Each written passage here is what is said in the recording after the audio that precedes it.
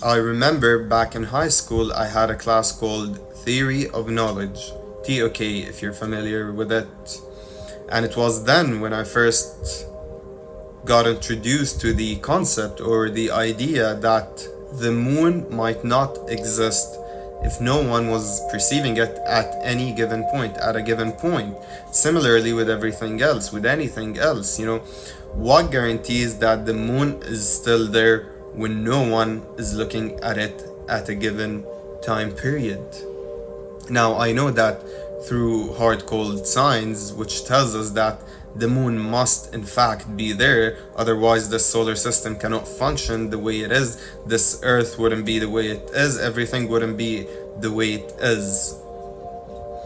But a philosophical approach to this is that all of these measurements, all of these techniques, all of these methods, empirical data, whatever, only came out after we had initially perceived that given moon, that said moon, or that said anything. And so we invented those techniques, those measurements, those methods, only to confirm something that we had believed is true.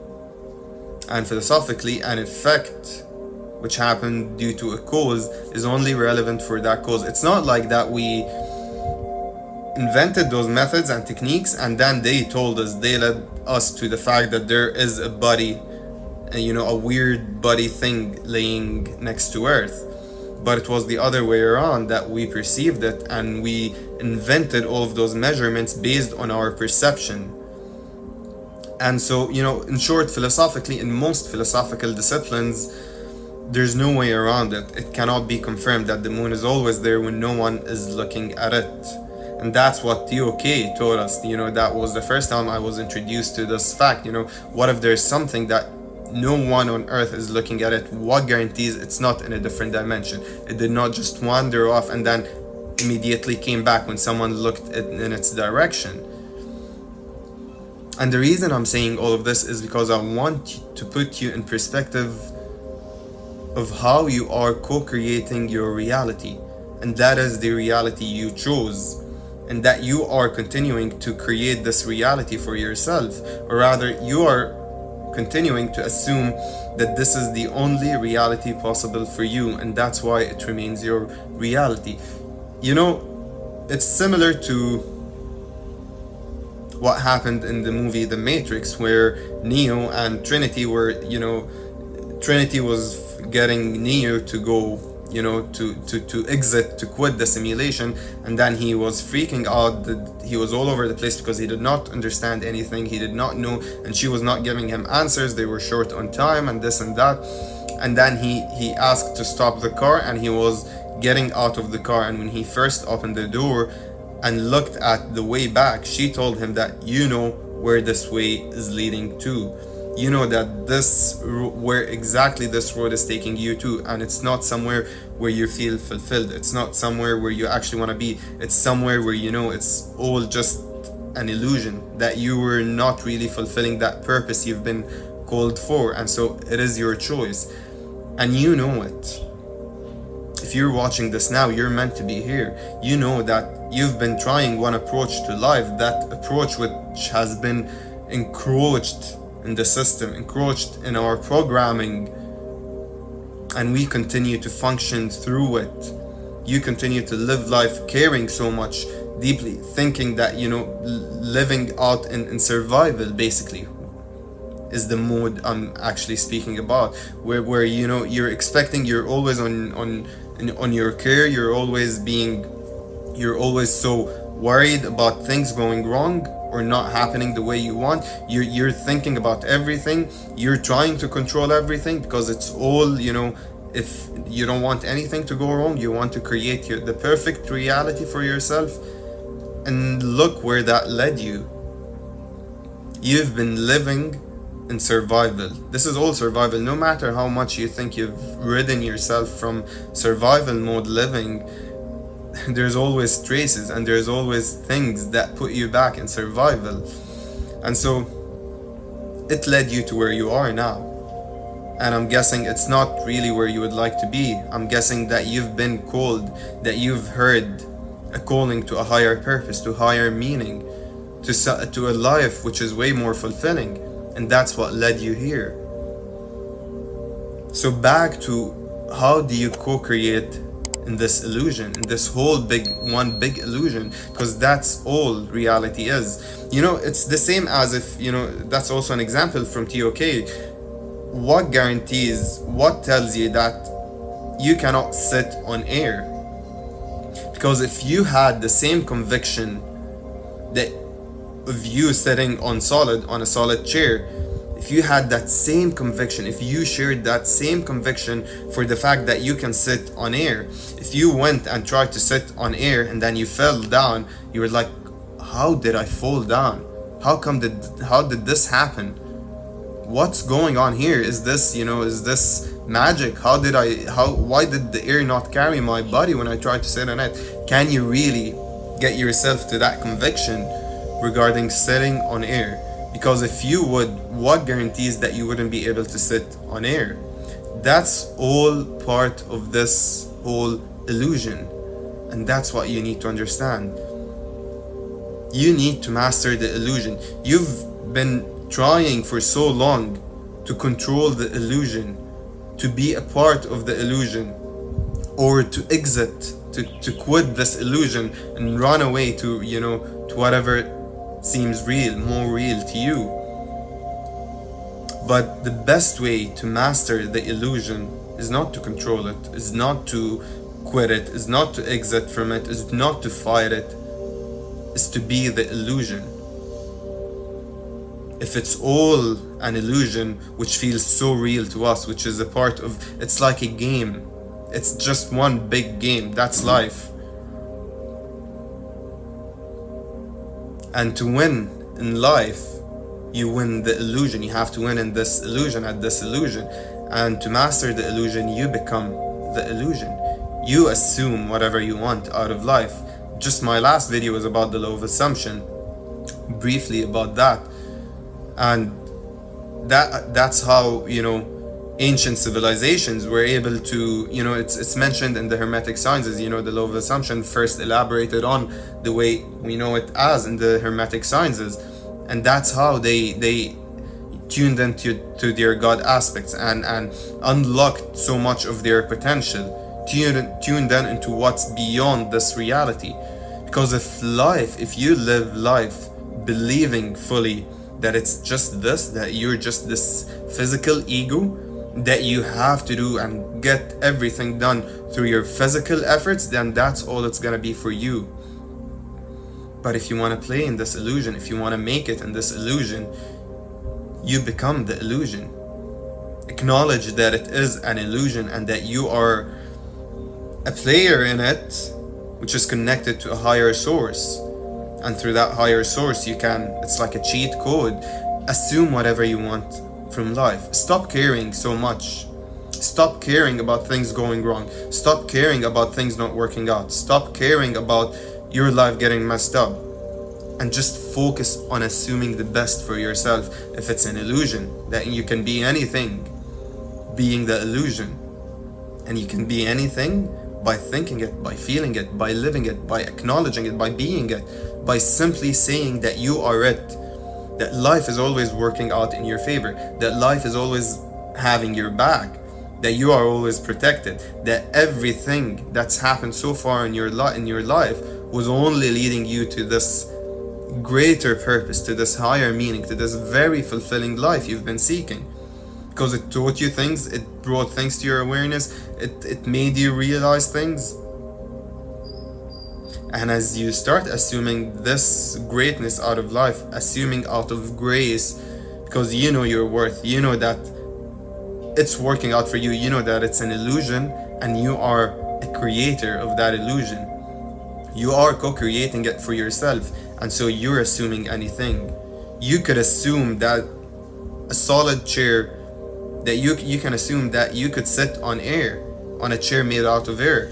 The DMN, the default mode network, which is something that develops, it's a region in the brain, it's several regions in the brain, and it develops around the same time we start developing an ego, and it basically factors out anything that was not beneficial to our survival at that age, which is the age between 5 and 7 years old.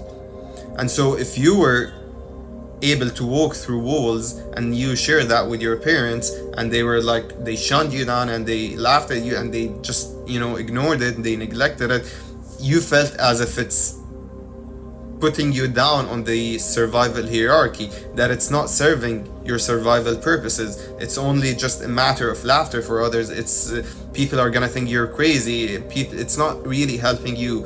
So the DMN is actually the base of the neurological basis of the self. So it tells you what's real, what's not real, what emotions it has the senses. It's where the senses are programmed in, so you know how someone is going to react to something, if it's real. It's really there's so much to it, but one of the things is that it tells you what's real. If you were seeing ghosts but then it did not serve your survival purposes, it would be factored out, and it's completely, and it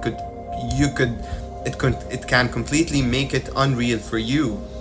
And that's what you've been doing all along. And you can access the DMN in theta brainwave states, when you get in theta brainwave states, or on some psychedelics. Rather not access it, but it was studied that, through lots of screenings and measurements, it was shown that when you're on LSD and several other psychedelics, this part of the brain starts shutting down. And so this triggers the question, is what you're seeing on LSD were things that you factored out from your experience at a younger age because it did not serve your purpose? This is just a perspective, this is just a hypothesis for you to think about, perhaps contemplate on. And the DMN, you could access the DMN when you're in a theta brainwave state, and you could assume whatever you want. You could put in whatever real is for you, whatever you want to be your reality. You could put it in there, and you could take out what you don't want to be real.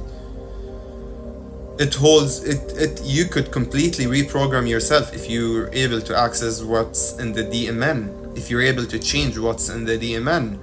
And that's by repetition, and that's by getting in so relaxed states and assuming that everything is great for you, and telling life that no, this is not my limit, telling yourself, this is your subconscious, the DMN, programming into it that's not my limit. See yourself going way higher than what you thought you were only capable of.